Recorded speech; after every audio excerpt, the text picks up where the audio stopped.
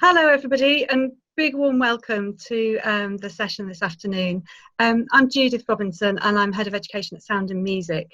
And it's really great that so many people have come today to join us in talking about supporting young composers and how we can go forwards together to form a strategic network or alliance of organisations to do that role.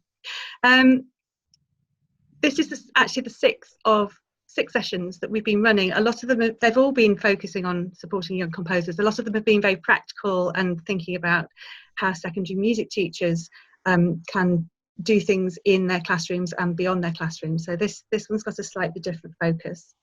And I'm really pleased to be joined by a number of fantastic colleagues.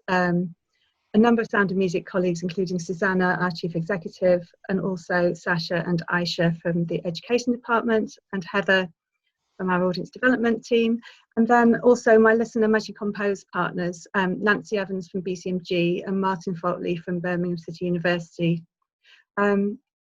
And last and very much not least, I'm really pleased that we've got 3 young composers who've joined us today as well. We've got Amma, Natalie and Pablo, who are all at various stages of their development as composers, and they're going to talk to us in a bit about their experiences too. So before I hand over to the first person, a couple of housekeeping things. We ask that you put your mics on mute if you're not actually speaking. Just helps to keep down the sort of background noise and so on. You might find it easier to watch this part of the session in speaker view, and it means that a big picture of whoever's talking will come up on your screen. It's easier to see who's talking that way, but when we've got some discussion groups later, and at that point you might want to go back into the sort of grid view. We have found that switching off the video, if you're having bandwidth problems, switching off the video might help you. If you've got comments and questions, do put them in the chat, and there's definitely a point at the end where we want as many ideas and pledges in the chat box as possible, and I will be, that moment comes near the end, so if you've got things that you want to do in the future, save them up for that point. And we are recording this session, so we've been recording all our sessions and they're going up on the Listen and Magic Compose website. So again, this will be recorded and there'll be a record of what's been said, which will be really helpful. So without any further ado, I want to hand over to Susanna Eastburn, who's going to sort of set the scene for us today and sort of just start the process of helping us think about how we can support young composers. Thank you, Susanna. Hi everybody, thank you so much for joining us today. It's really lovely to see so many people. As Judy said, I'm Susanna Eastburn. I'm the Chief Executive of Sound and Music. You all obviously know who Sound and Music is, but just to sort of a brief reminder, we are the national organisation for new music, and a lot of our work is around supporting composers at any age or any stage of their career to develop their talent and develop their opportunities, which is why we're here today. And this is a very special session for us because it's both a last and a first. So it's the last in our current series of CPD sessions for teachers and music educators, which have been running over the last few weeks, and it's been really great to have those things going, and it's been very energizing for us. But this is also the first step for a new alliance that we want to bring together everyone interested in working to better support more young people to be able to create their own music and progress their talent as composers. Many of you know that last year we undertook a survey of music educators, and we published the resulting analysis of the findings in our Can Compose report last autumn, which I presented at the Music Mark conference, and I know that some of you were there. I also know that many of you contribute to the survey and the report, and so I just want to sort of take a moment now to thank you so much and to acknowledge that you took the time. It really helped us create such an important piece of work to have all those reviews that we could draw from. The report identifies some significant barriers that many young people face if they want to progress their interest in creating their own music. And the key barriers that we identified were firstly that many young people aren't able to develop the skills and the confidence that they need to compose. Secondly, many people who responded to the survey had concerns about the relevance of the various opportunities that there are, the relevance of those opportunities for young people to compose. Thirdly, our survey respondents talked about the lack of support and training for educators in how to teach young people to compose. And obviously that's one of the things that we've been trying to address, including through these sessions. Fourthly, that there is limited, patchy and unequal access to resources and opportunities, both for young people but also for educators. And lastly, composing itself is often not seen as being a really central and core part of every child's music education. And that's something we desperately want to change. And the last however many weeks is of lockdown has taught all of us a lot, I think. And it's taught us, firstly, that actually some barriers can be removed. It's the last the sessions we've been running, and today it is easier for more people to join us, and that's a really great thing. But lockdown's also taught us, it's also exacerbated the inequalities that already exist, and for many young people the barriers that they face will be even more significant, both now and going forward. And as an organisation, it's really central and core to our mission that we really want to remove these barriers that prevent people of any age from developing their talent as composers. And this feels more important than ever. Another thing about lockdown, people have really turned to music for solace, for entertainment, for engagement, for all kinds of reasons. And we need to be nurturing the talent that creates that music. And we also know that many young people have really suffered in lockdown. They've been removed from their friends. They've been removed from their schools. They've been unable to take part in the rites of passage that are the essential part of being a teenager. It's been really tough for them. And we believe that being able to compose their own music will be a really important expressive outlet for them, as well as being an essential musical and creative skill. And I know that I'm preaching to the converted to everyone here, but I just wanted to underline it. Can't be said often enough. The Can Compose report, which we're going to post in the chat, so some of you will have read it, but we'll drop a link to it in the chat. It makes a number of recommendations that address the barriers that young people face. And one of the key recommendations is that is the creation of an alliance of people from across music education so that we can work together collegiately to improve things for young people and join things up. And on that, another thing that's really central to Sound and Music and how we work is that we do everything in partnership. We work with people to create positive change. We don't impose things, we do it collaboratively. So today is all about that, about thinking and listening and reflecting together about how we support young people to compose and to create their own music. And today is also the very first step for the Alliance, which is hugely exciting for us. And we'll talk more about what happens next and how you can get involved later in the session. That's it for me. I'll pass back to Judith. Thank you. Thanks, Susanna. Great. I haven't got anything to add to that, so I'm going to pass straight to Gary Spruce.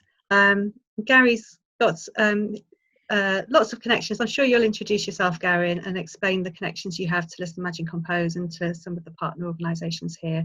And Gary's going to give us sort of provocation, give us some food for thought about social justice and around sort of what is music and whose music is it. So over to Gary. Hi, good afternoon, everyone. A very brief introduction because I don't just waste my 15 minutes on talking about me. It could be my favourite subject. I lead the PGCE now at BCU, and I'm also on the board for Birmingham Contemporary Music Group, and my roots go right back to Birmingham schools, 40 years ago now. I started my career at King's Norton Boys School and then went on to St Thomas Aquinas. So I've lived in the city for 40 years now, 41 years. And before coming to BCU, I was at the Open University. And when I'm not doing all of that and we're not in lockdown, I spend a lot of my time doing musical theatre at the Crescent Theatre. So that's broadly me. So I mean, really, thanks ever so much for inviting me to contribute. I've been to the last 2 or 3 sessions and really enjoyed them. Enjoyed particularly last week's on on creativity, and there's going to be a lot of what I say around social justice that will have resonances with creativity, in the sense in which, as I think Victoria Kinsella pointed out, it's kind of, social justice is used in a generally quite vague way with multiple meanings, and often appropriated in ways that we'd rather not it be appropriated by powerful groups to actually further a particular view of education, or of music education, or of what valuable music is. And I also realise here that I am, as Julie said earlier, preaching to the converted, because listening to you talk about things, there's clearly a commitment here to, equitable approaches to music education in general, to diversity and to inclusivity. But it seems to me that these are principles that have been under some sustained critique and attack over recent years, and there's no signs of that going away. So in a sense, the purpose of what I want to talk about is to try and give us maybe some of the thinking and conceptual tools and some ideas that might help us defend the approaches that we're all very committed to.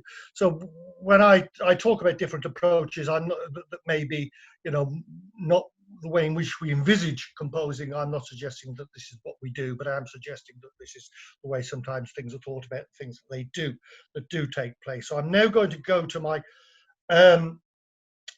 share, hopefully my screen. Can that be seen at the moment? Probably not. I need to do something, do I?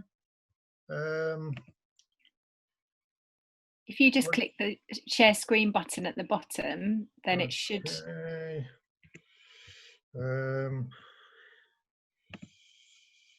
Share screen.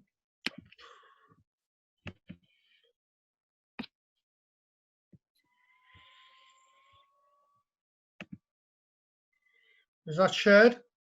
Yeah. Lovely. So I can go from the beginning. Okay, so this is what I'm going to look at is the idea of social justice and the pedagogies and approaches to composing.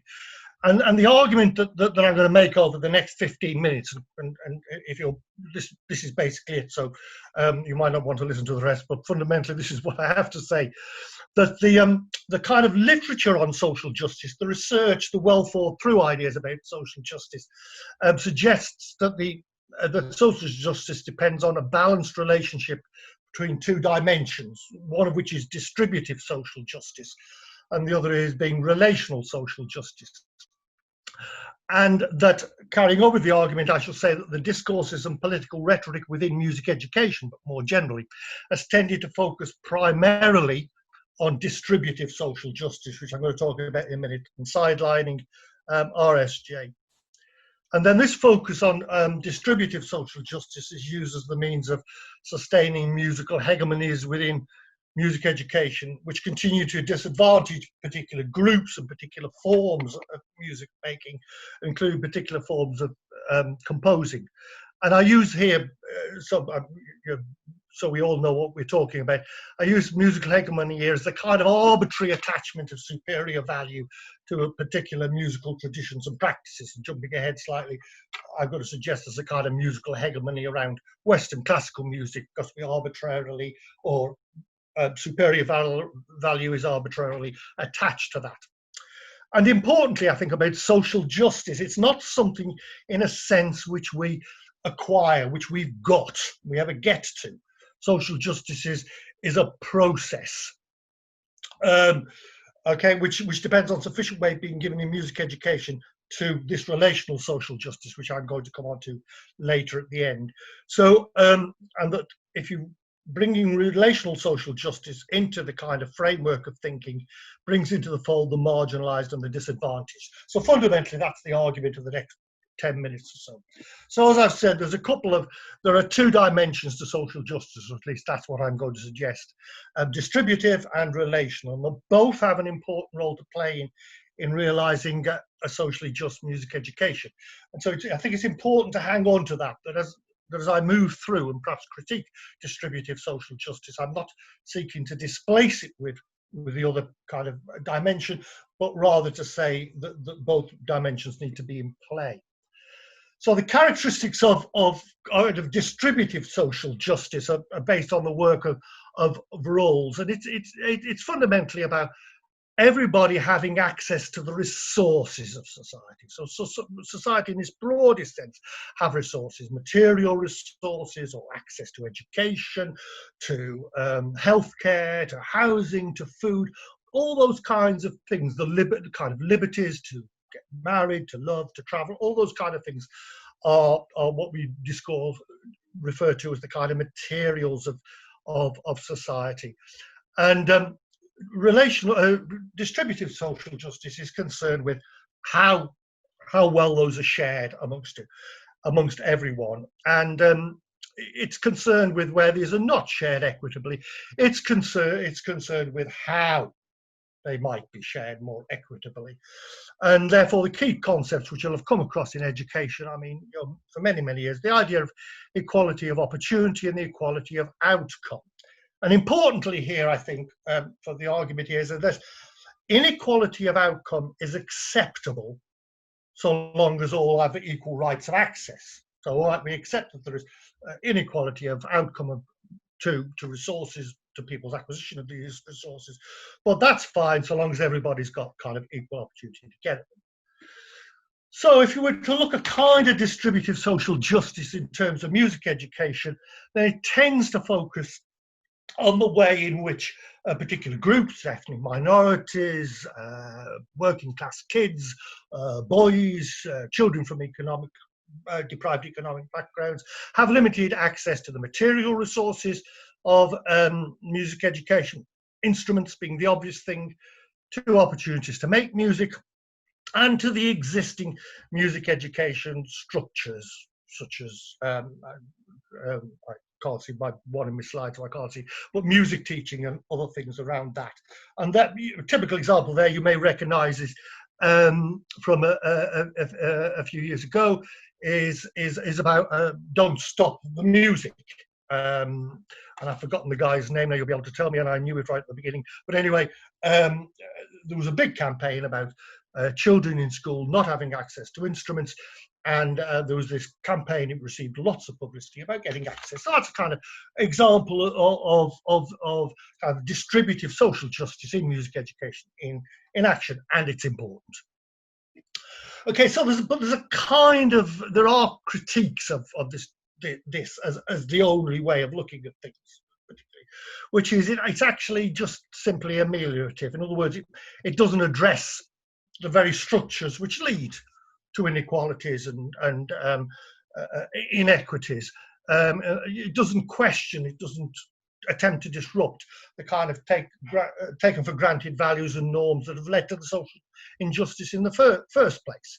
It's a bit like, if I can give an example, it's a bit like trying to address the inequalities of women's representation in musical repertoires simply by putting more music in by women, rather than actually examining the structures and the reasons why this happens. I mean, it's a kind of, that's an example of it. And it kind of doesn't look at, going on from that, it doesn't look at the kind of historical legacies, which kind of illustrates the point I just made, and backgrounds that leads to those inequalities. So it doesn't address how the social structures result in people from particular groups experiencing inequality and lack of social justice, in this case to music education and music education resources. So it doesn't look at the reasons for it.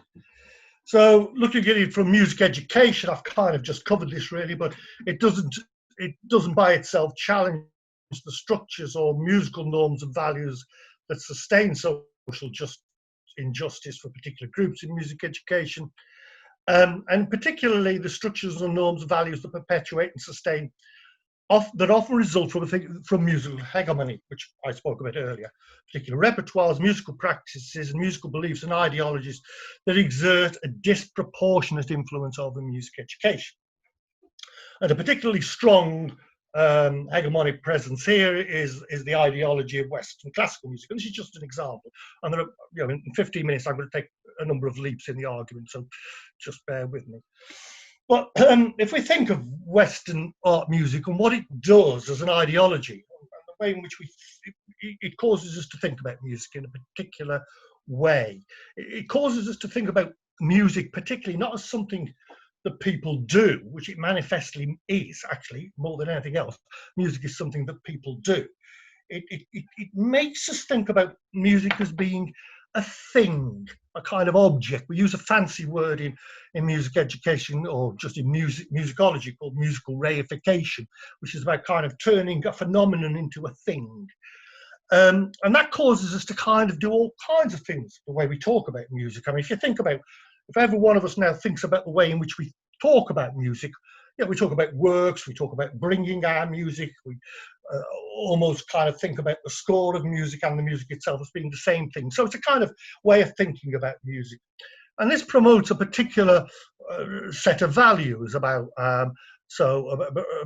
the importance of balance, about structural cohesion, about the preeminence of melody, rhythm and harmony over timbre and texture. It tells us that musical meaning is embedded in the materials of the music rather than perhaps the meaning that people give to it.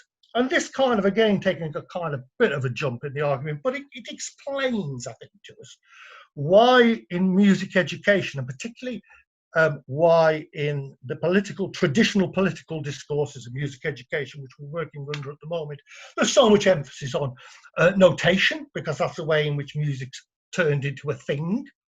The elements of music, I mean, we all talk about rhythm, harmony, and quite often curriculum is structured around that, around the building bricks of music, so the bits of music, and around the particular forms of musical theory which focus on what Western classical music considers to be important. I thought the presentations last week were absolutely terrific, but I am just going to pick up one kind of slight critique from one of them, where I think one of the presenters said something like, "Oh well, we can, in the exam syllabus or whatever, there are all these different musics, but we can all use theory to think about them."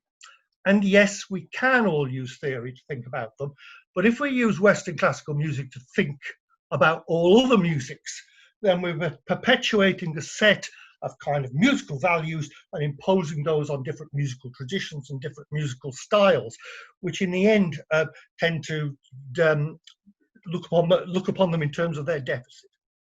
And then, of course, there's the analysis and musical appreciation. So it's how we look at this as an object. And then the implications for composing, really, which go on often unquestioned, and this links very much to what Victoria was saying last week about creativity. We have an emphasis on the product, an end state, a complete object which can be kind of transported around. Greater value accorded to the notated form of composition, or compositions that are notated. Emphasis on form over expression, and emphasis on the individual over the collaborative, the object over the social. And none of those are, I'd say, necessarily bad things. I'm not being judgmental about them. I'm just simply saying that actually that's the way in which we think about composing, and it can lead to kind of us missing other dimensions of composing and other ways in which young people, people in general, compose. So, and this is kind of going back to the distributive thing, this kind of leads us, or it leads powerful groups in music education, I've got to say, and in government, to perpetuate these kinds of things. And they do it in three ways, of which I'm just going to discuss two: salvationism and deliverology.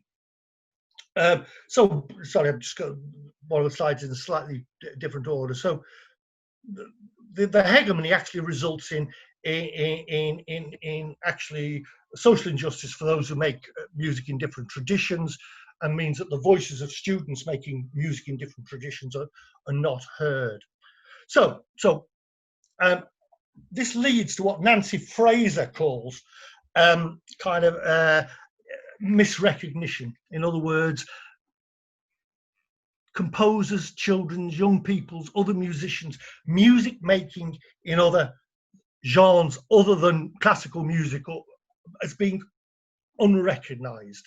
So there's a nice phrase she uses about institutionalized patterns of cultural value that constitute some categories of social actors as normative, as the thing they should be, and others as deficient or inferior. Then they are seen as less than full members of society. Now that's a generic thing she's talking about there, generally in society.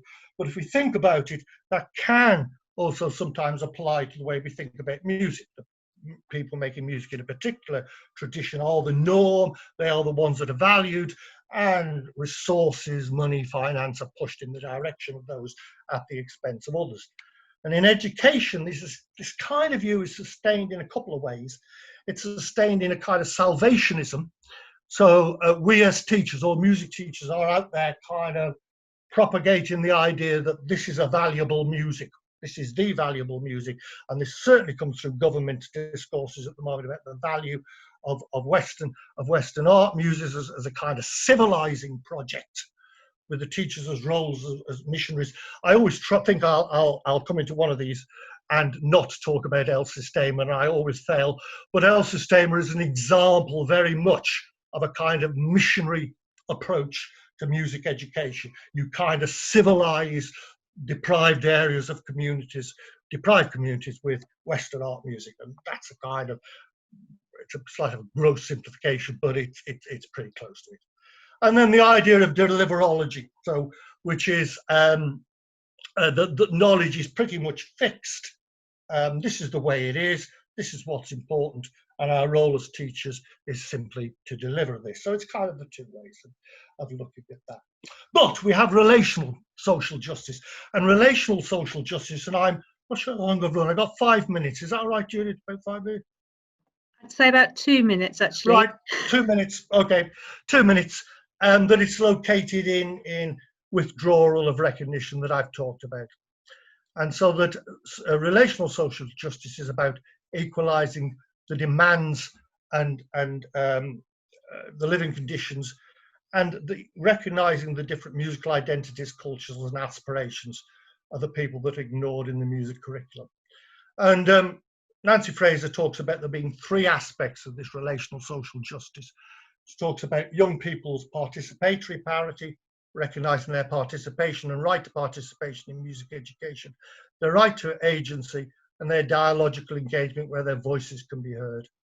So in terms of the implications for composing, we have there a recognition, I think a relational social justice asks us to look at and note and recognize that each musical tradition has its distinctive practices and values, and musical values and implied pedagogies, and these need to be recognized in the classroom and through composing. Music making is fundamentally a social practice, and the composing could be as much social and collaborative as performing and listening. And it's a social act, meaning it processes as important as product, and they might never result in closure. It might be an ongoing dialogue and discourse. And composing tasks are framed first and foremost to allow young people informed agency in their composing, and that young people are involved in decision making about the forms of their composing and the pedagogies that support them. So this is all about a kind of looking at children in relation to the curriculum, in relation to their composing. And finally, it leads to a dialogical music education, which is a big subject but emerging in music education now.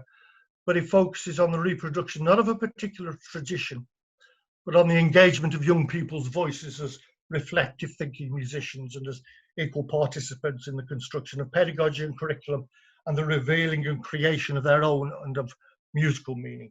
So it's about, in conclusion, about social justice is about holding in balance and in relationship the importance of the distributive, the access to resources and to the structures, but also looking at those resources and those structures and saying in what ways do these need to be disrupted, changed, in order to realize a socially just approach to music education. Okay, I'm done. Thank you very much.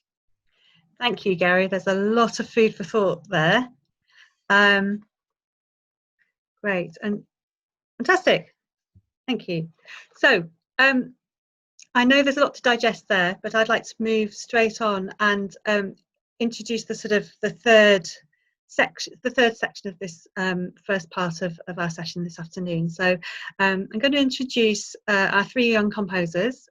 It's Amma, Pablo and Natalie. So maybe if you could all take your computers off mute at this point. Oh wow, Pablo, you've transported yourself somewhere very exotic. Yeah. Very nice. Changed scenery. So I'm going to try and keep this quite succinct, but bear with me. I'm going to start by asking each of you one by one, just to introduce yourself. Just say your name and your age, where you live, and sort of where in your educational process you are. And I'm going to start with Amma, please. Hi, I'm Amma. I'm just about to go into year 10. I'm 15 and I'm from Birmingham. Thank you. And Pablo? Hi guys, I'm Pablo and I am in third year at the Royal College of Music studying composition and jazz piano, and I am 22. And Natalie? Hello, I'm Natalie and I'm 20 years old and I'm studying at Royal Welsh College of Music and Drama in Cardiff, studying composition and creative technology. Just finished my second year there and I'm from Balsall Common in Coventry. Great. And while you're with us then, Natalie, could you tell us, I mean, you call yourself a composer now and you're obviously studying that in higher education, so you're very, very committed as a composer, but at what point did you start thinking that, what point did you think you were a composer? Yeah, so it's tricky because looking back, I'd say I was always kind of improvising on the piano, you know, like, as any kid does, and then I started composing probably properly at GCSE, but then I would say until maybe the last year of A-levels, but maybe possibly until I actually started at Royal Welsh. I wouldn't ever say, hi, I'm a composer. So yeah, I'd say college definitely strengthened my confidence to say I'm a composer. But at some point you thought, this is the bit of music making that I most want to do. So how did that happen? Yeah, of course. So it was very much, so I grew up playing the piano and the flute. So I was a performer, but then it was when I started doing composition projects and things outside of school, stuff with Sound and Music Summer School, and then also the Young Composers Project and Solihull Music Service. That's kind of when I thought, oh, actually, no, maybe my focus is going to be more on composition. So yeah, it was really exciting. Great. And what about you, Pablo? So what, like, as in, when did I want to really be a composer? I'd say I started calling myself a composer when I was in my second to last year in normal college. So I had graduated from high school and I started my first year in college, and I was sort of like, I want to be a composer. That was around the time where I did my first ever Sound and Music Summer School. And a bit before that, I had like a premiere where Judith was also involved as well, for Music for Youth. And that was around the time where I was like, yeah, composition is pretty lit. I want to get involved in this. So from then on, I started saying, yeah, so maybe 16, 17. Cool. And Amma, because you're 15 at the moment, so do you call yourself a composer?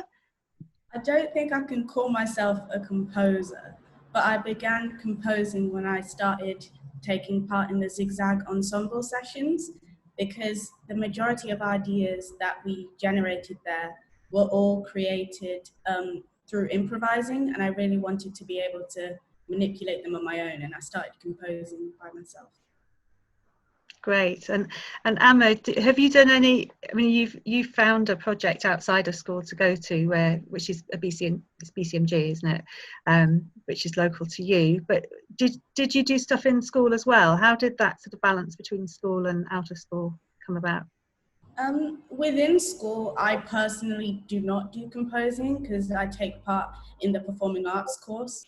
So I incorporate my composing further into that rather than focusing on it solely as my main focus.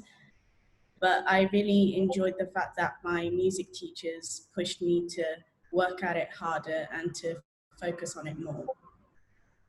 That's great. So you've got a teacher in school who's kind of spotted your interest and supporting you in that way. Yeah. Yeah. It's great. Lovely. Okay. And I'm going to ask the same question to Natalie then. how was it for you? You've mentioned a couple of out of school projects. How was it in school, and how did the balance work?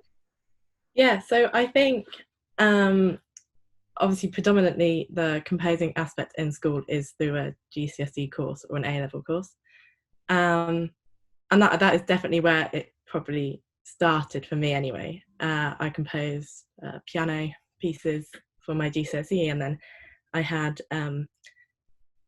I went to Heart of England school, and I had a tutor there called Marcus Wheatley. He studied composition, so he was really into composing and really excited about getting young people composing. And then I also had a teacher called Sarah Henton, who came and helped, joined Heart of England at when I was in my A-levels, and then I started composing more ambitious stuff. I wrote I think it was a woodwind quartet and then an orchestral piece, and then so I had that going on, but then I also did these courses outside of school, and without those courses outside of school, like Sound of Music summer schools and the Birmingham Young Composers Project, I don't think I would have necessarily written the same sort of music, because those projects definitely they introduced different sorts of composing, and definitely opened up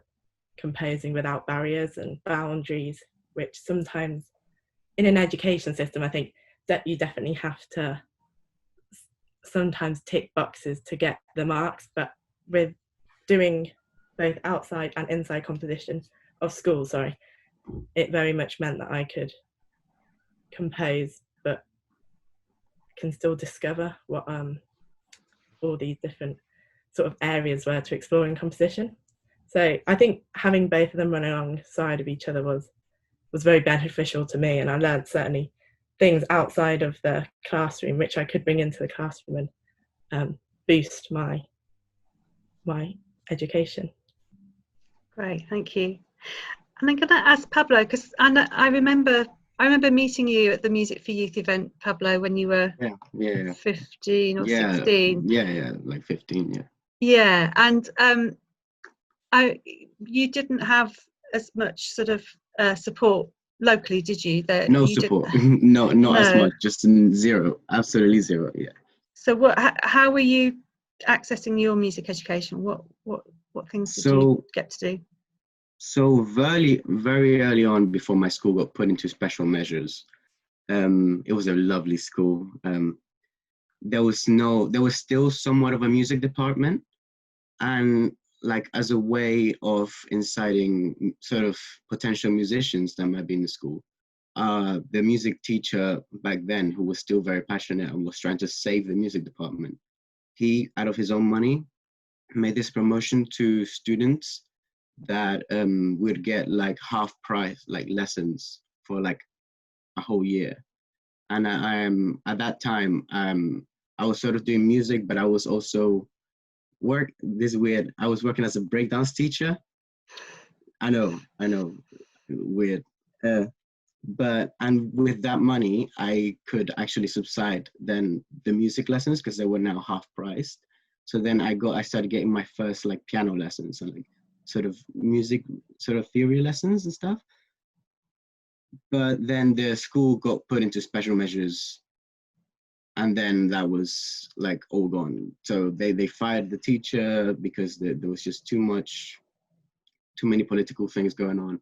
They stopped my music department completely. So the music department literally gone, like in a year, it was gone. So I did my whole college. I actually had to take a bus from my school to Angmering, which is like a city next to Littlehampton. And that, I'd have to take the bus in the morning to go to that college and then do music there and then get back in time for my normal college lessons. Yeah, it was a bit of a nightmare, but what can you do? Mm. And you found, you sort of found out about Music for Youth, and then through them you kind of found out about Sound of Music, and then eventually you got a place at the Purcell School. So it was a sort of very very lucky, so lots of happy coincidences, it was amazing. I think because you were the one that said to me, I remember very clearly, it was like one of the most it's still one of the most sort of iconic moments of my life in my mind, because you were the one that sort of sidechained it all, because I remember you saying, yeah, you should do the Sound and Music summer school for composers. And then I had actually like sort of seen like an ad for it, like someone shared it on Facebook or something, and I had no musician friends, so I would never know.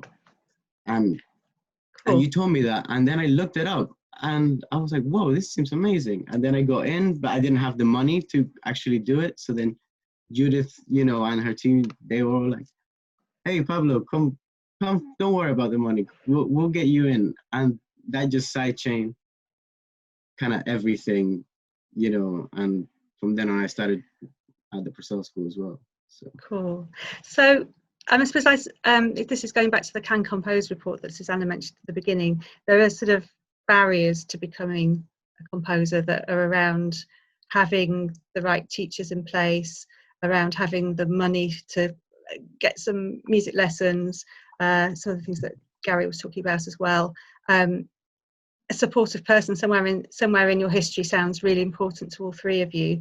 Are there any other barriers, things that have made getting furthering yourselves as composers? Is there anything else you'd like to mention? Maybe Natalie or Amma. Is there anything else you can think of? Natalie? Oh, it's Amma. Go. In terms of barriers, I think the biggest thing to support young composers is just communication with other young composers, or just chances to meet and talk to other people who compose as well. Because for me, in my school, composing isn't, I don't want to say a common thing, but I do at the same time, because all the people that I know who do compose or work within music are all very much outside of school and like kind of far away. So I guess just having more connections and more ways to communicate with other people is a big thing. Great. So Natalie, you were going to say something. Yeah, I think I was just going to follow on by saying, I think a barrier which probably was one that I found anyway was the sort of stigma around doing an arts subject. I think a lot of schools are very much like, you can't choose subjects within the arts sector, or at least multiple.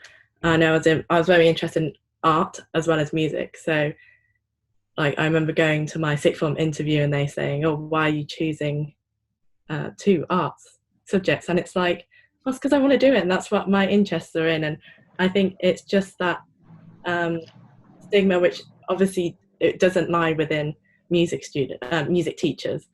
It's like the wider community. But I think that's something which I think is really important to try and change. And obviously I know during lockdown the arts have obviously become, well, they've always been important, but they've come to the forefront with the whole people turning to them for creativity and for well-being. So for me, I think it would be the stigma, and it's, oh, you're going to do a degree, but you're not going to get a job in that. But if you work at it and you want to do it, then I don't see why you can't. Thank you. Okay, so you've talked about the barriers. What about additional support that you would like now, that you would have liked in the past, or at the present time? Do you want to, should we go back to Pablo for that one? I'll definitely say schools really need support with music, like 100%. There's no doubt about it. So the school that I went to, and even the school from the city that was right next to, they weren't in very good shape in terms of the music department, if at all. The music department at Agrin was very small, and the one at TLA was inexistent, one of those words. And yeah, so it was terrible. So definitely more money sort of put into at least inciting music lessons, or inciting people to at least have a curiosity for music by taking that one free taster session, and then getting a term supplies of maybe half-price music lessons. It doesn't really, you know, in the grand scheme of things, it's not really asking for much, but, you know, but that's a start at least, you know. And this is my last question for all three of you. If there's one thing that music educate, you know, all the people here, music teachers, people who run music hubs, people who run music arts organisations, if there's one thing any of these people could do, then what is it, do you think? And I'm going to ask all three of you, but Anne-Marie, have you got an answer for that? I think just encouraging parents and just like, I feel like everyone wants to be able to do something they love and succeed in it as much as they can. So I think just encouraging people who seem a bit withdrawn, even though they do have a passion for it, or just encouraging that passion for it in general. Brilliant, thank you. Natalie, what would you say? Yeah, I would totally lead on from that, and I like encouragement to all you know, students, younger children, that no matter like what you are or your background is, like just to go for it and follow like the music as an industry. And I know for me, like I had a lot of female role models when I was doing sound and music summer school, and also obviously YCP, and all sorts of aspects were led by women as well as males. But that's for me something obviously I can relate to. So yeah, just like making sure people do follow what they want to do, and that they have got the support there. And that, again, I know Amma just said, but speaking to parents, maybe I'm very lucky, like in my sense that my parents are very supportive and they say run with it, you know. But I know a lot of people around me who haven't been able to follow their paths that they want to follow because their parents don't see it being sustainable in the long run. I think that's Thank important. you. And what would you say, Pablo? I mean, those were two pretty spot on sort of answers. I mean, just to expand on that, like even if you said to a parent, you know, I want to do music, they might, even if they're supportive, they might still have in the back of their heads, oh, it's not sort of sustainable, it's not sort of blah blah blah, you know, because they care for us and it's sort of their parents' instincts and stuff.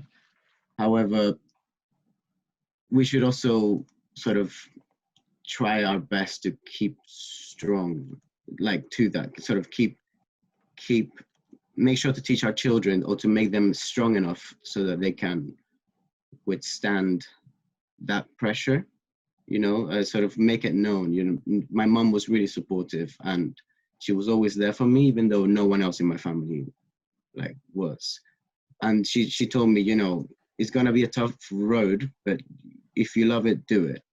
But you know, just I think like acknowledging that it is a bit tougher, sort of like teaching those people to sort of acknowledge that yes, it is a bit tougher, but it's worth the price, I guess. I don't know if that makes sense. That could be just random. Yeah, that's great. Thank you very much. I'm really sorry, but that's all we have time for with talking to the three of you. Thank you so much for taking time out of your days to come and join us, and do stay with us and join in the discussion groups if that's something you'd like to do. You're really welcome to stay for the rest of the session. Thank you very much, Judith. I'm afraid I have to zip off now. I have a lesson in about 5 minutes. Hey, okay, well thanks for joining us, Amma, and I'm looking forward to seeing you soon. Yeah, Amma. Bye. Okay, so that leads us straight to our breakout groups now.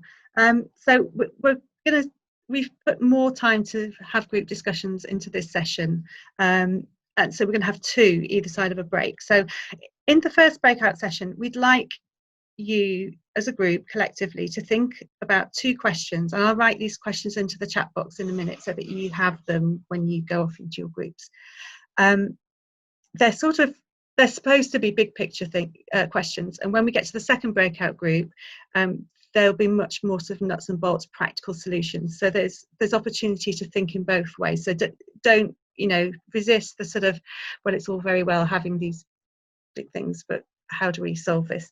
We're hoping to put a bit of structure in there. So the first two questions are, how do we ensure every child has opportunity to be a composer? And we are using the word composer to mean the wider sense. So creating, inventing music that is original to that young person and personal to that young person. And the second question, what would a national joined up provision for young composers look like? Because I think from the stories of our three young composers, there are definitely some ingredients that have contributed to their progression, which is they've included parental supports, they've included good teachers, they've included somebody who has provided areas of support. There's sort of a number of, out of school as well as in school activities. There's a number of ingredients, but it's a postcode lottery, and these are people who have found those opportunities and flourished with them. But what does a national joined up provision for young composers look like? There are two questions. When you get into your groups, could you each group make sure you've got a spokesperson who's prepared to come back and report back to us? So make a note of the sort of things, the answers to your questions, so that you're ready to report back. My colleague Heather is going to split you off now into groups. I think that I'll let Heather explain what happens, but you're going to go for about 15 minutes and then you'll come back into this main space. So I'm going to hand over to Heather for splitting us up. Thanks, Judith. So shortly you'll just receive a pop-up box, and if you just accept that, it will take you into your breakout room. So welcome back, everybody. I hope that was a useful conversation. I would like to, one by one, I think there were 6 groups, so it would be great if we could hear from a spokesperson from each of those groups now, and answer these very simple questions that we posed. I don't know if you can remember which group you're in, but if you remember being in group 1 and you're the spokesperson, would you like to come forwards? Or if you are a spokesperson from a group, please speak up now, and we're group 1, but we didn't actually get as far as a spokesperson, but I don't mind giving it a go, and then for the rest of the group just chip in if I miss things out or misrepresent.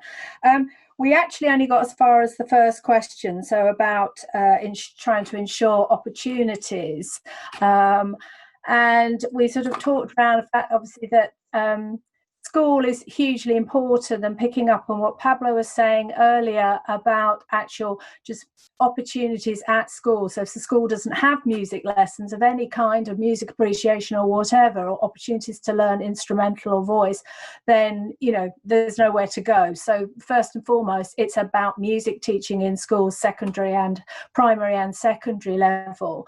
We then talked about the different sort of access points. So the obvious being, you learn an instrument, and you sort of then decide you want to sort of play around and compose, but also recognizing that with technology there should be opportunities for young people to access composition through technology. So it might not be about they know how to play the piano or a wind instrument or a string instrument, but they're accessing it through their love of technology and bringing those together, and that should be both recognized and essentially have an equal status to coming through a more traditional route of learning an instrument first. And then we talked a bit about genres, and picking up on earlier points about the Western classical canon being probably in most people's minds associated with composers, and that actually if that the genres that are made accessible to children and young people, whether it's through schools or out of school activity, is much, much broader, then that brings up greater opportunities for young people to try their hand at arranging and composition. I come from the folk sector, and I was saying that actually that sort of there is very little in the way of a sort of division between I'm a composer, I'm a musician. It's a completely sort of integral thing, because the vast majority majority of musicians will be at least arrangers, if not complete composers, and of course many of them are songwriters as well, so lyricists and composers of songs. I think those were the sort of 3 main points that we came up with, but rest of the group, please chip in. That was really succinct, thank you. Could I ask that you also put those points into the chat box, because then I get a text file with them in afterwards, which is really helpful. And could I have, go on. I'm group 2, so great, thank you, Nancy. And please everybody just chip in again if I've missed things out. So in response to all children having the opportunity to progress,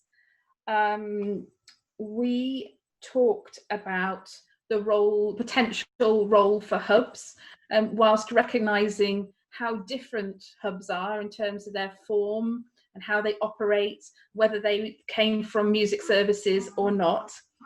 And so it could be, composers in residence, having composers as pairs, that kind of thing, and just how there needs to be much better sort of joined upness around out of school opportunities that there are, because all the young people that spoke all had those out of school opportunities. And then I think I'm jumping between the 2 questions actually. We also kind of talked about the importance of Key Stage 2 and the children having the opportunity to compose there, having teachers who feel confident to teach composing, and also very much this trying to broaden the notion of what it is to compose, and how often identifying young people who might be composers is done through too narrow a frame, and that if we had a different head to look at this, and heart as well, that if we broaden it to being much more about being playful with sound in general, that would allow us to identify more. We kind of just thinking about Tim, I know, has just left, Tim Baptiste, but when he talked about when he'd introduced composing to his instrumental lessons, different young people shone. And so I think we're also missing huge opportunities to identify those young composers. I hope I've covered all of that, or everything we said, Ruth, Michael, and everybody else. Can't see you all. Thanks, Nancy. And again, if you can put that in the chat for me, that'd be great. Yes, I'll try. Okay, who's next?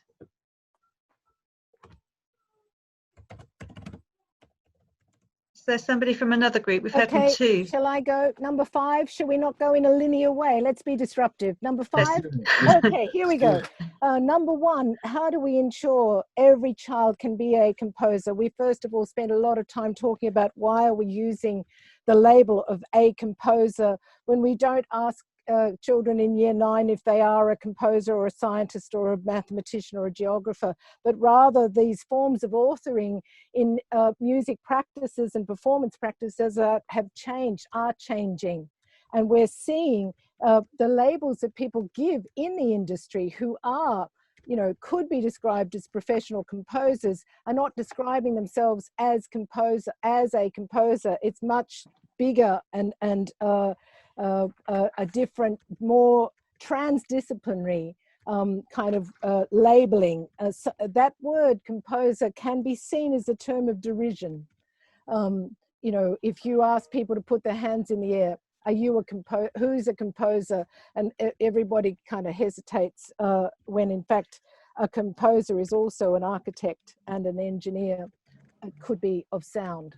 So that was one thing, to rethink these terms, to contemporize them, and to think differently about different people rather than putting them all into one box, and thinking about language and language use so that we don't kind of just stereotype issues, and wanting to think differently about the terms so that it can be, and this links to question 2, a national joined up provision would be transdisciplinary, would be inclusive, would perform multiplicity would perform diversities. You know where I'm coming from. I'm not going to say the word, but is multivocal and is unrecognizable to anything we've seen before, and built into that a sustainability because it's grounded, from the ground up, not privileging certain people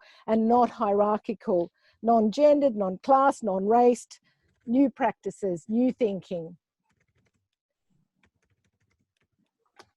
Have I represented group 5? Hello, wave if I have. Oh, yes. Yay. Anything I missed? Pablo, as a young person, a young creative entering a career, that he's carving, being for himself. I doubt you'll come through a immigration, office at the moment saying, I'm a composer. Yeah, exactly. Yeah. Well, I don't think you're going to come through any immigration. None of us are moving at the moment, so yeah, that's the way it is. But yeah, to say it's part of a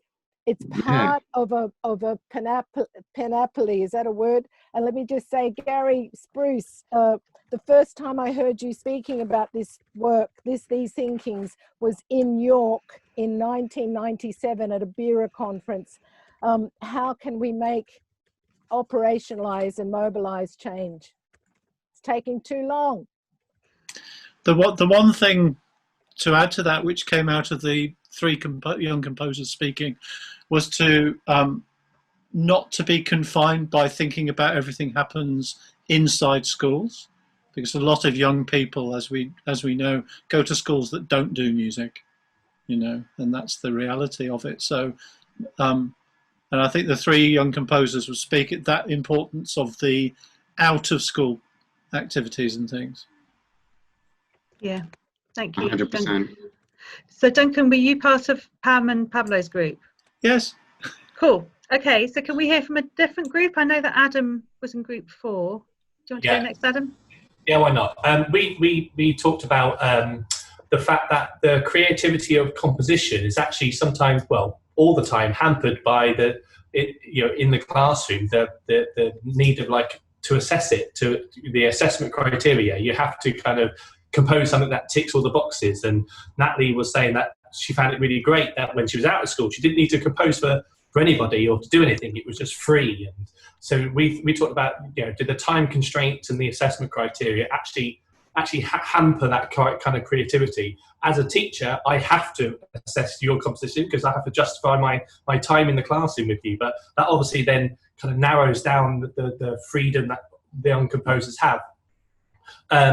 Is it then more creative if you are kind of not bound behind any of that kind of stuff?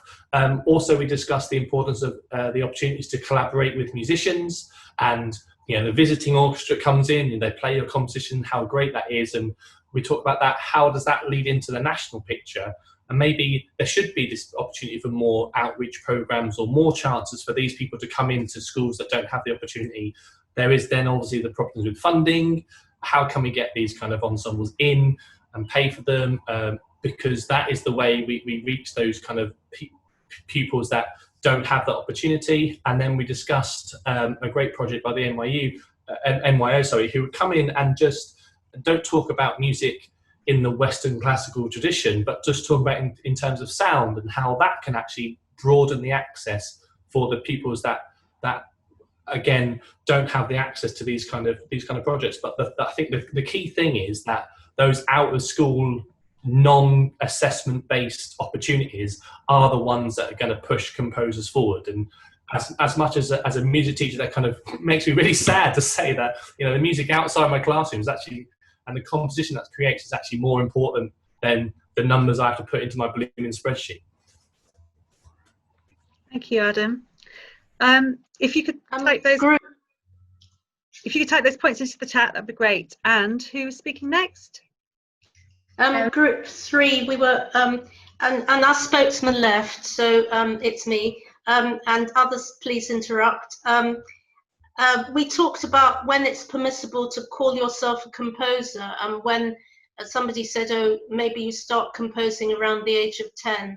and I retorted it was from birth. And so it's what's permissible, and the fact that we felt composition could be put on a pedestal, and you had to say, in order to say I'm a composer, you had to have the tools to do it, and maybe whatever that meant, and that it wasn't okay to maybe draw inspiration from musicianship classes or people around you and then start writing for yourself.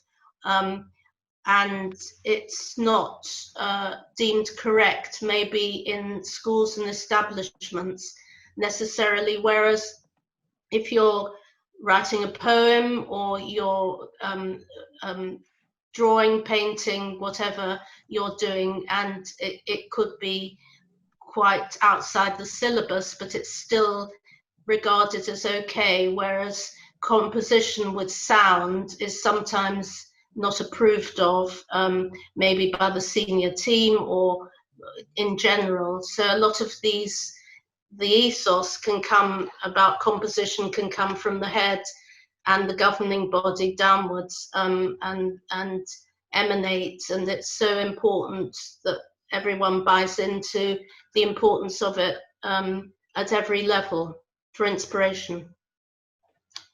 Did I miss anything? Oh, there was a lovely example from Sheffield Music Hub. They're writing a song with Andy Smith, I think, and Music in the Round, and all inputting their compositional ideas to tie in with the sound of Sheffield and what it means to them. Great, thank you, Marion. And there must be one group left. Yeah, so we were group 6. So we talked mainly about like music teachers, sometimes you get sort of distracted in that you must do a composition module and then a performance module, and actually try to include composition in every topic, and also like pointed out to the kids that they are composing, because sometimes I just don't think they realise, especially year 7 and 8. We talked about as well in the earlier sessions that we did a few weeks ago, this composition club, and I think a lot of music teachers on here will say that they focus on their choirs and their orchestras and that kind of thing. So, and we were saying that we can't wait to go back and sort of put all these ideas into practice and make these composition clubs. Andy highlighted that as things are sort of going back to normal after lockdown, they've got this whole sports section back on the news, and sort of the music's been forgotten about. So until music is included more in the news and the media, maybe that can drive composers forward. Fiona said that some students just prefer to perform and that they don't want to compose, and should that be addressed? Like, should we force them to compose? And we also talked about that every performance was a composition once, and I think students need to realise that as well, that they take little baby steps to become a composer. You're not just a composer all of a sudden. So just highlighting to students that they are composing all the time. So I think that was it. That's great. Thank you very much. Can I ask again that you put those points into the chat box so that I've got them? Thank you. Okay, so I was hoping to have a quick break at this point, but we've had a lot more feedback than I thought we might, which is good. That's a really positive thing. So I think we should go straight into a second round of breakout groups, at risk of exhausting you all. I'm going to get as much information as I possibly can, though. So I've got some more practical questions for you now. I think you should be with. It's going to be randomly generated, but hopefully you've got a different group to talk with. But we want to think much more practically now. So what are the practical steps that need to be taken to achieve some of these aspirations? What might the progression routes look like? What about accessibility, especially for people who have barriers to making music that might be physical barriers or learning barriers? What is the equivalent for young composers that young instrumentalists get? The lessons, the graded exams, if you like that sort of thing. There's the sort of regional network of youth orchestras? Is there an equivalent for composers? How do we signpost to the opportunities? I mean, there are opportunities out there and our young people managed to find them, but some of it was by luck and happen chance, and it's a bit of a postcode lottery. How do we signpost? And then what professional development needs might those who are supporting those young composers have? So there's a lot of things, and I suspect that each group might want to focus on one or two of those, and we'll cover all those questions. So I'm going to put those into the chat box again. Yes, Martin, I will put the questions in the chat box. I'll do that now. And Heather, again, will send you a message to for you to accept so that you go back into your groups. So we've got another 15 minutes now. Welcome back, everybody. I'm very conscious of the time, so I'm just going to go straight into asking a spokesperson from Group 1, if you can remember who was in Group 1. Would you like to speak That was me, up? sorry. Yes, I'm going to go quickly. We discussed is composition music making. So should there be a limit? Is free music making, is it valid?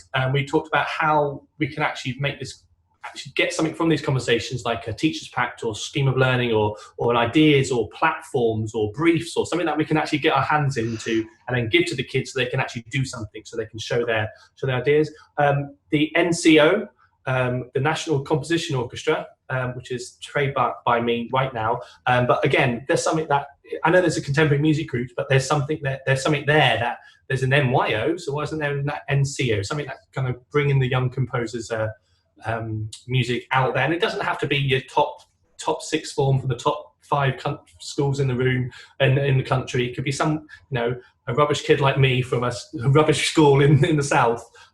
Their composition can get played. That led us into how we can get music being played by people. So in terms of orchestras, the kind of partnership kind of idea, getting people to play the music. That's the realization of these kids' compositions is what's going to inspire them, and there's not enough of that done. Thank you. As ever, in the chat, please. Group 2. I think that was our group.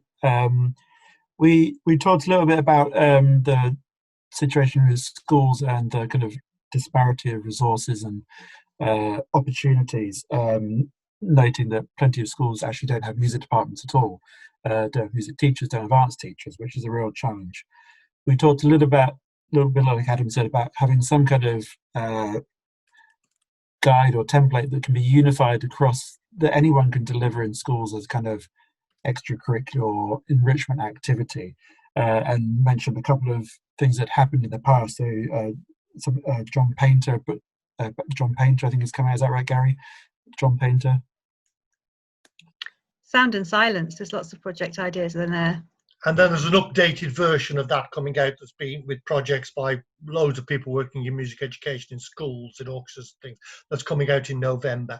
So it was an unashamed plug. Sorry about that. Great. And but we really talked about the fact that it's very much about going deeper and earlier and making composing music and creating music a normal part of music education. So as you're playing an instrument, as you're learning an instrument, as would happen in many other genres of music, that the creation of music becomes almost as instinctive as operating an instrument. Lovely, thank you. If you could summarise that in the chat, that would be great. And who's in Group 3? Group 3 or anybody else from another group? I'll go Group 4. Yep, thank you. Yeah, I think we just, kind of randomly talking about it, what each of us were kind of doing. I think two of the people in the group were kind of just trainee or looking for some jobs. I think one was looking for a job in a school, and the other person had just finished a community project or something. Basically, we're just kind of talking about different areas of how we can, improve in all these areas. Some of us got maybe a classical background, where maybe I might have more of a kind of coming from a more rock background or singer-songwriter. Just try and get back to your main different hubs. Look locally within your groups. I don't always work within the school system or working through a school curriculum. It's kind of grassroots level.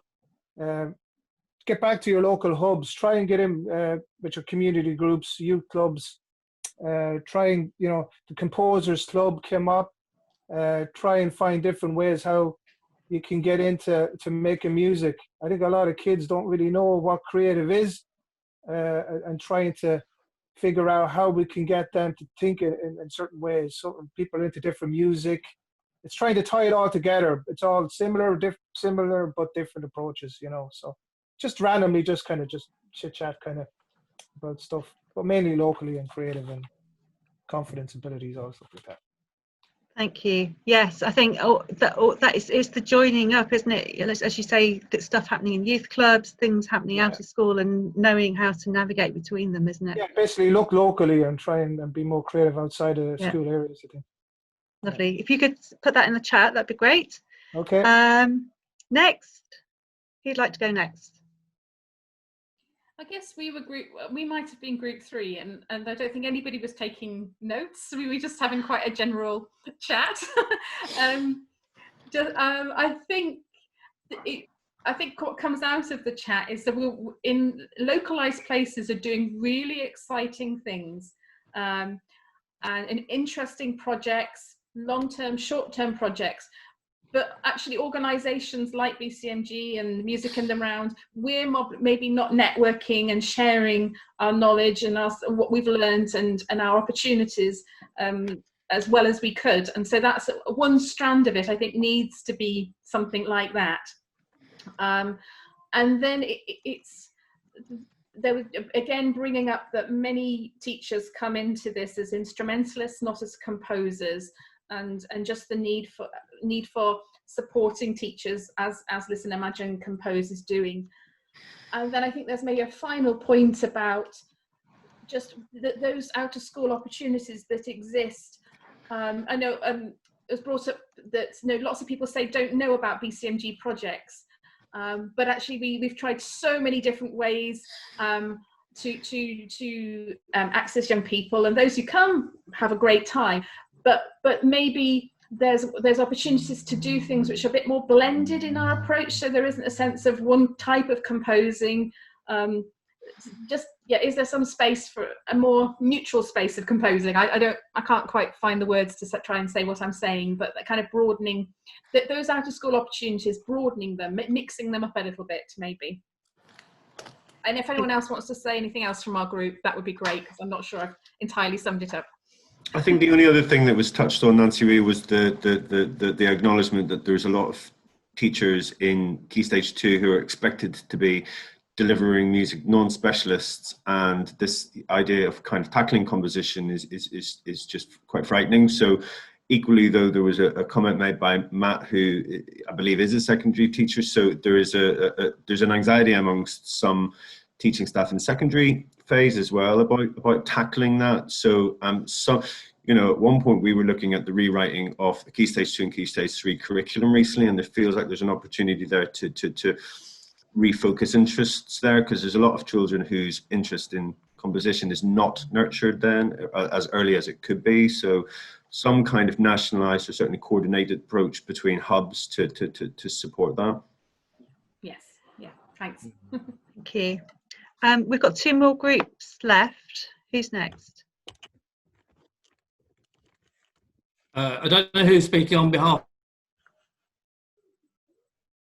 of our group, but I'm not quite sure which number we were either. But I mean, we sort of started off by just thinking about what whether it was possible to have a kind of totally national joined up approach to this. But if you didn't have that, then is there a question of it becoming too exclusive in various areas because you don't get a wide enough diversity of young people going into different genres? And looked also, I think, at some of the things which go on in schools and how schools can signpost young people, and how difficult that might be actually for teachers if they don't have the complete knowledge of everything that's going on in different areas.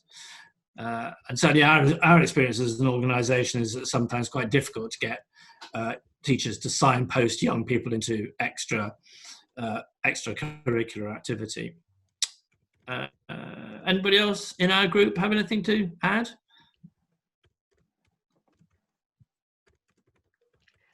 Signposting's a big one. That's a really useful comment to have, so thank you. If you could put that into the chat box, that would be great. There should be one more group to go. It was our group and I made notes, so I'm just putting that now. Go. So would you like, Aisha, you're muted, but would you like to report back the notes from your group? We didn't actually allocate anyone, so if there's anybody else who'd like to go that feels better placed, I'm happy to pass on. Otherwise, I'm happy to recap as well. Anyone from group 6? Okay, no volunteers. So, but yeah, please feel free to correct and add as you wish. So we were basically acknowledging the need for sharing tips and resources and signposting. So there was no platform, but then we had a tutor, we had someone who was working with a music organization, and they were both saying we kind of suffer with similar problems, but we cannot actually exchange how we are kind of addressing them, and it would be really useful to do that. And another one was, there was a music teacher example where they felt they needed support in supporting young people composing or making their own music, but they kind of didn't know where to go and save time to research for that. So kind of accessible, quick resources to support young people making music was something that they acknowledged was needed. And then somebody else had a tip again, if this Zoom call wasn't happening, that exchange wasn't going to happen. So how can we facilitate more of these conversations amongst educators, amongst people who support young people making music? And we also acknowledge the trouble about postcode lottery, because some music hubs seem more active and kind of participatory in signposting than others. So how can we navigate that? Anything, I'm rushing, but anything else from group 6, please feel free to happen. That's all from our end. I think I'm going to post it in the group, in the chat. Perfect, thank you. And that's a really good segue into the final section of the afternoon then, because it's great to have this time to sort of think together and to listen to what everybody's got to say. And the big question is, so what next? And so I suppose what I'd like to do in the next 10 minutes is to actually hear from a few people who are in the space, who I've briefed, starting with the Listen, Imagine, Compose partners, and then a couple of other people as well, where we'd like to sort of say, well, this is what we'd like, these are the next steps that we would like to take. We hope that you will all come with us and work with us to make these things a reality. And I'd like you all to consider, as you're listening to the few people who are going to say, this is what we would like to do next, I'd like you all to consider what your pledge might be to sort of work towards this national network, this national alliance, so that everybody is doing something positive. So I'm actually going to hand over to Susanna first, because Sound and Music did this survey last year, and we published the report. So we've had some time to think about what our next steps might be. We're funded by the Arts Council, we're a national organisation. What can we do? What role can we take? So I'm going to hand over to Susanna first, because we've had some thoughts about what we'd like to do, and they actually pick up quite nicely from what Aisha said, which is very happy. Yeah, there are 3 commitments that we'd like, well, there are many commitments we'd like to make, but the 3 commitments that we're going to make on the back of today. And the first one is that we are going to lead on setting up this alliance for composing in music education, and we're going to do that in a really democratic, inclusive way that draws people in. So that's the first commitment. The second one is that we're going to work in partnership with others to do that. The third commitment is that we're going to work to establish some kind of digital hub that will bring together information and opportunities for young composers across different genres, and because we want to create something that is really useful and is like one place where both music educators and young people themselves can find out about what's going on and how they can get support. I'm going to write that in the chat. Yes, thank you. And because I've planned this session jointly with the Listen, Imagine, Compose partners, BCMG and Martin, I'd like to invite those 2 people next to say what they might be able to do. Martin, would you like to speak? Sure, just plugging myself in. I thought about this a lot, because I thought about how can I say it in a way that only takes 40 seconds, if less. So my pre-rehearsed bit is, what I want to do is I want to make a fuss about composing in and beyond schools by undertaking and publishing research. And then I really thought about, I've used that word, composing, the creation of new music by children and young people in and beyond music education. And I feel that as an academic, my role is to make as much fuss and be as much of a disturbance and a nuisance and an irritant as possible, in order to keep the creation of kids' own original music as near the top of consciousness as I can do. So that's what I intend to do. I'm going to be a nuisance. Thank you, Martin. I look forward to that. Nancy.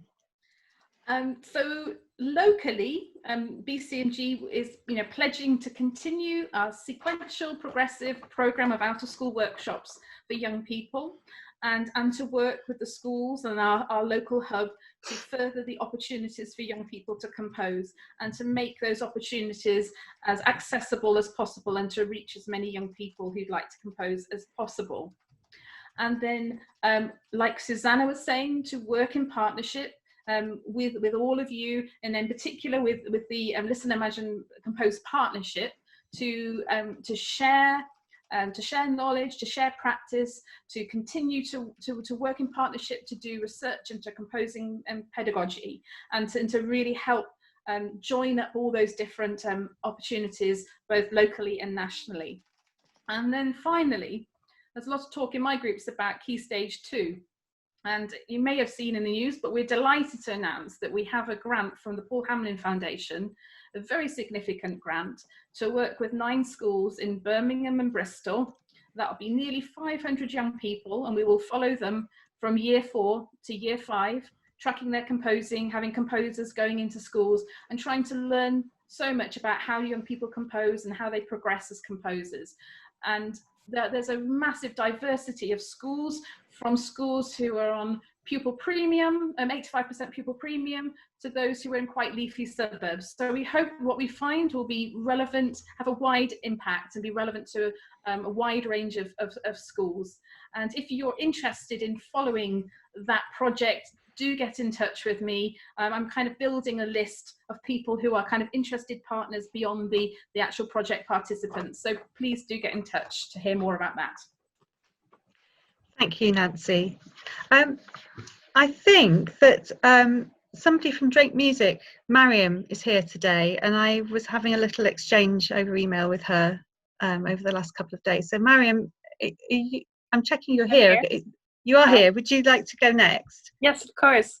So yeah, I think following we previously worked together on a project called Go Compose, and following on from that, we're working on developing a new program which is aimed at working with young music creators and composers, and we're really committed to supporting young composers with what they need.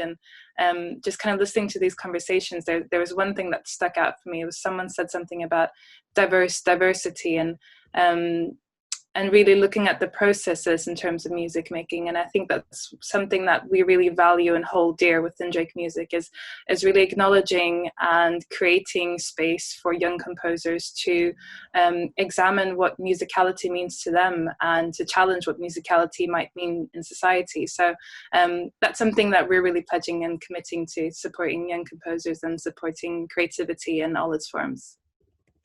Thank you. That's lovely. That's really good, really exciting. And I've got one more pledge which I'm going to have to read out, because I invited Matt Griffiths from Youth Music to come, and he was really sorry he couldn't be with us today. But the Go Compose project, for example, that Drake Music have just done in collaboration with ourselves, and we work with a number of organisations around the country. We were lucky enough to get some funding from Youth Music to make that happen, and so Matt, although he couldn't be here today, wanted to make this pledge, and he says, when young people compose, they're creating something unique, something never heard and performed before. This is really powerful for their self-identity and social development, in addition to producing great content, the lifeblood of music. And perhaps even more so when they compose together, developing their collaboration skills, understanding and respect for each other. That's why at Youth Music, we pledge to continue our focus on music making with composing in all its forms right at the heart. So that's Youth Music's pledge.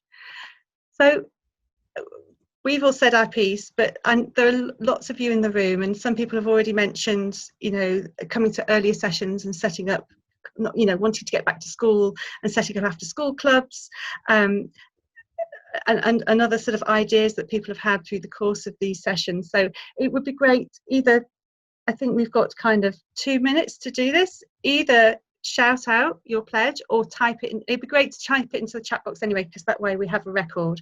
But if anybody feels inspired to just say, this is what I'm going to do as well, we have 2 minutes to do that. I just invite you to pledge what you're going to do to support young composers. I'm going to flip I am in the process of flipping my curriculum on its head for Key Stage 3. It's going to be completely based more around the composing and the exploring, using instruments as the tools as opposed to the normal focus of performing. Thank you. Anyone else? As a music hub, we're putting composition at the centre. Well, I mean, pre-COVID, there was a big strategic ambition, but there still is, but we'll have some delivery hurdles, but we are putting composition at the centre of our Key Stage 2 programme. So, and I think my other commitment will just be being involved with a national network like this. Fantastic. Anyone else? Fiona Robertson says, talk to other organisations doing similar things to learn and improve our offering to young people. And you do fantastic things anyway, Fiona. I was going to say that just keeping my head up above the ground and kind of asking people to do this. I was going to type something about that there must be more secondary teachers who are engaged and want to do composition that aren't in this, and that probably don't know, or so I think my advocacy of this kind of group or this kind of session, I think, is one of my pledges. I think telling people about, you know what, come along to these things is pretty good. I think that's going to be my pledge. Thank you. Joe from Music of the Round says they're going to bring the Composition and Creativity project for Year 8s and Year 10s to fruition despite the lockdown. And this is the project in Sheffield, isn't it? Which is where I grew up, so I always remember what's happening in Sheffield. Focusing on young people, but also their teachers and young composers wanting to work in an education setting. 15 schools across South Yorkshire. Duncan's going to nag the local choirs and ensembles near me to include music written by young people and support the composition. That's such a good idea. Okay, so they're going to keep coming. That's fantastic. Make sure you all put something in the box. And whilst you do that, I'm just going to wrap up the session as 4 o'clock is rapidly approaching. So we just have a few next steps. It's been amazing to have today. It's so heartening, and you know, after all these months of isolation, just to have this space with everybody and to sort of share the thinking and share the ideas and feel that there is a group of people we can work with as we go forwards and set up this alliance. So there are a couple of very practical things. We need to form a steering group to kind of make this happen.